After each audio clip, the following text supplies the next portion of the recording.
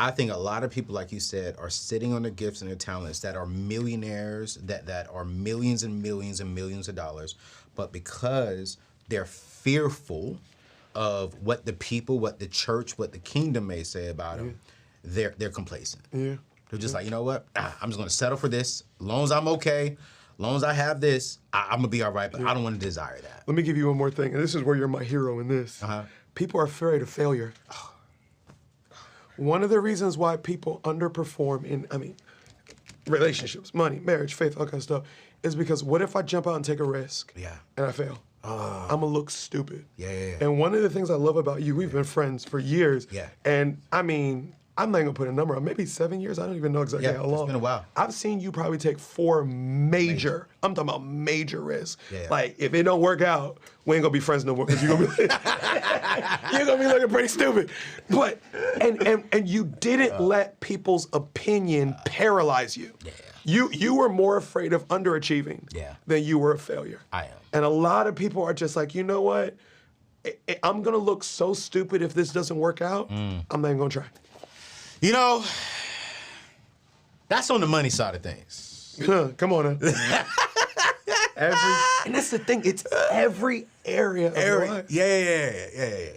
You called me out upstairs. You know what I'm saying? And I said, you're the only person I can receive that from and not be offended. Because I know where your heart comes from. I'm not scared to step out when it comes to business and money, because that's where I live. But I'm gonna tell you where I am underachieving at, is in my relationship space. Why do you think we, single and married people, are underachieving? And here's the thing, we're waiting for permission to actually win in our relationship spaces. Well, are we going there? Let's go. I'm like asking 4 times. So what I said upstairs is the only reason you're single is because you want to be. Not because you don't have options. I agree.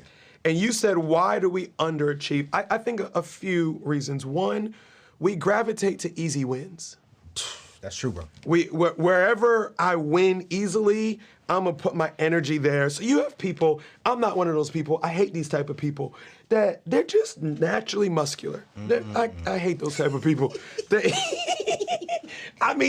They just look at some weights and veins stop popping out and all that other kind of stuff.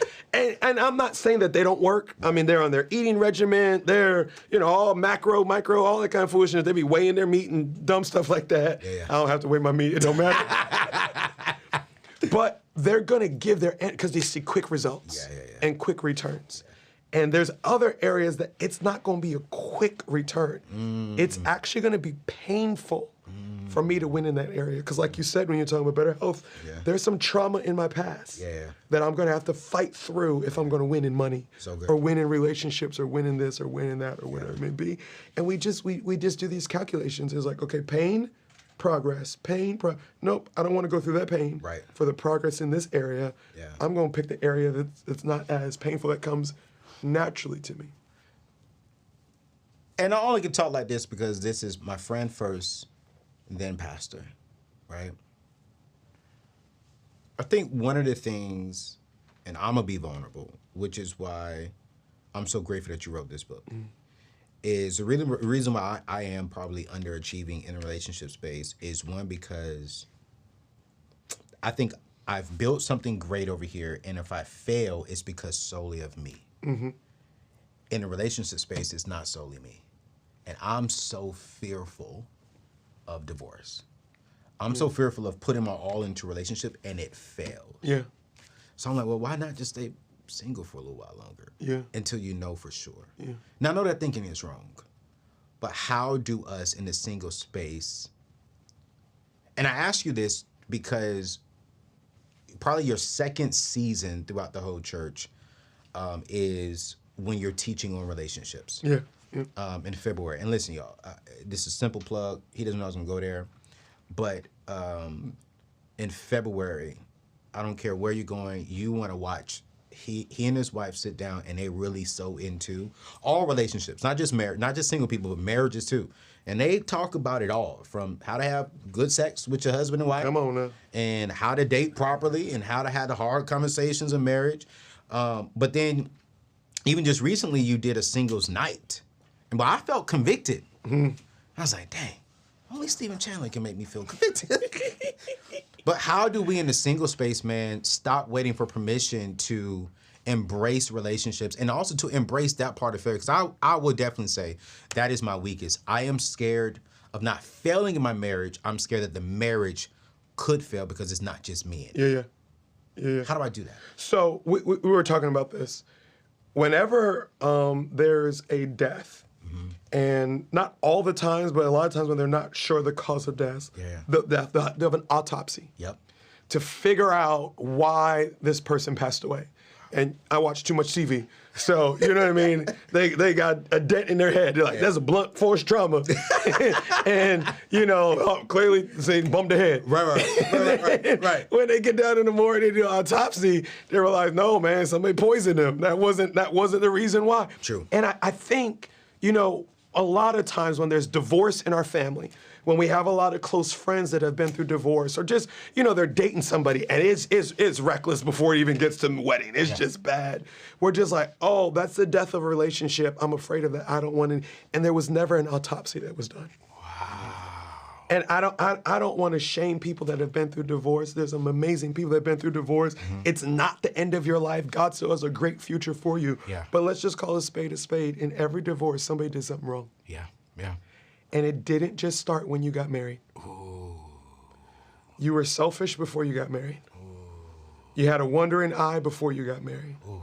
You had disrespectful things coming out your mouth before you got married. Divorces don't just happen. Right. Something went wrong. Right. And if we would take the time to study great marriages and great relationships, what are they doing to have a great marriage? And then study the ones that failed. Yeah. Like what? This is business. Right. You know what I mean? Right. What happened to Blockbuster? Like let's study it and figure out they should have bought Netflix. Like what? Let's not do what they did. Who's winning? Let's do what they did. We don't do that in relationships. Is it wrong for me to look at a relationship like a business deal? It depends. Ooh. It depends. Well, I'll say this. First of all, we pay more attention to our business than we do to our marriages. which is. But we would say we value people more than we value money, but that's not how we lead our lives. If you're going 50-50 on a partnership with somebody and there's millions of dollars involved, bruh,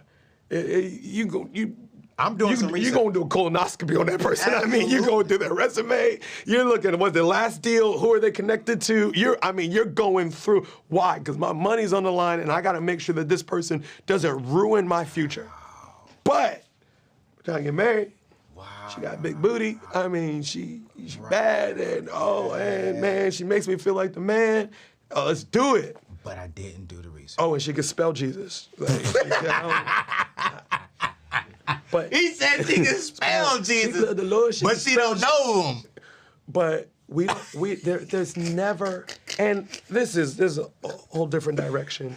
There's safe places to do the research that you need to do. A lot of it's in marriage counseling and premarital counseling and all that. Yeah. But a lot of people get married without ever asking the question, what trauma have you been through? Ooh.